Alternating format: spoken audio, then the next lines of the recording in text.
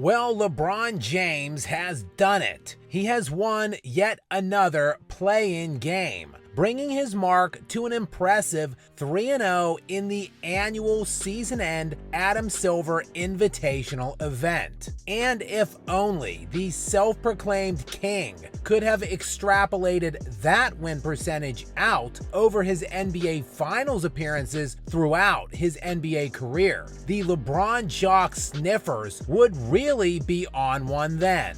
Unfortunately for him and them, this was but an opportunity to get into the playoffs, and one that the Lakers are lucky to have seized, since due to the Kings' demolition of the Warriors in the second game last night, LA would be facing the prospect of playing a Kings team that went 4-0 against them head-to-head this season in a winner-take-all game just to get into the playoffs. But luckily for LA, the Lake Show was able to ride their commanding 18-point lead with under 7 minutes to go in the third to an easy win in New Orleans. Well, not exactly, as this was a 1-point game with 1 minute remaining in the fourth quarter.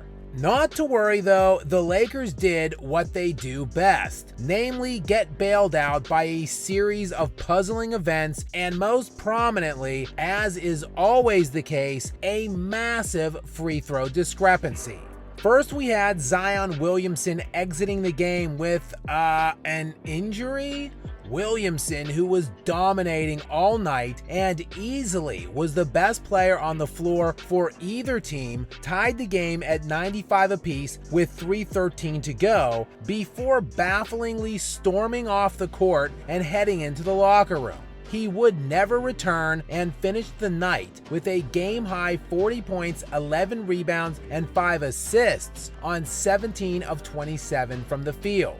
We then had village idiot Pelicans head coach Willie Green opting to bench Brandon Ingram for the majority of the fourth quarter, who albeit was not having a marquee game in just his second game back from an injury which caused him to miss 3.5 weeks prior to Sunday's game against the Lakers. But I don't know, Ingram was the team's second leading scorer this year behind Zion Williamson. Maybe you put him back on the court at the 3-minute mark when Zion went out. I don't know, I'm just spitballing here, Willie.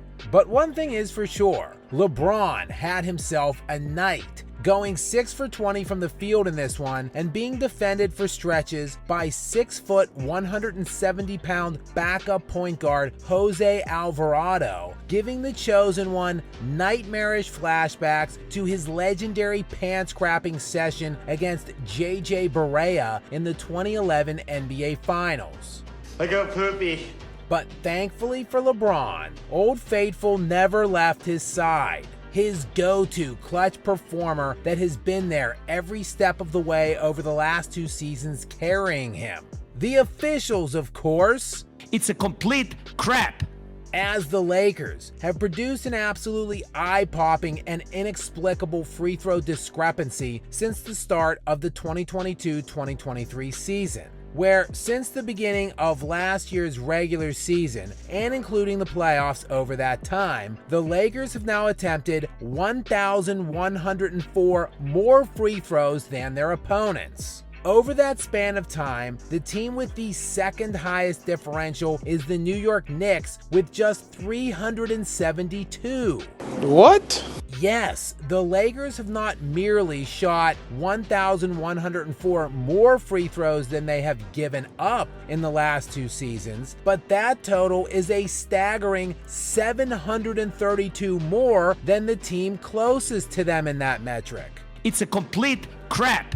And last night was no different. In a game the Lakers won by 4, they would nearly double the Pelicans in free throw attempts, shooting 29 to New Orleans 15, with LeBron James and Anthony Davis getting 10 apiece.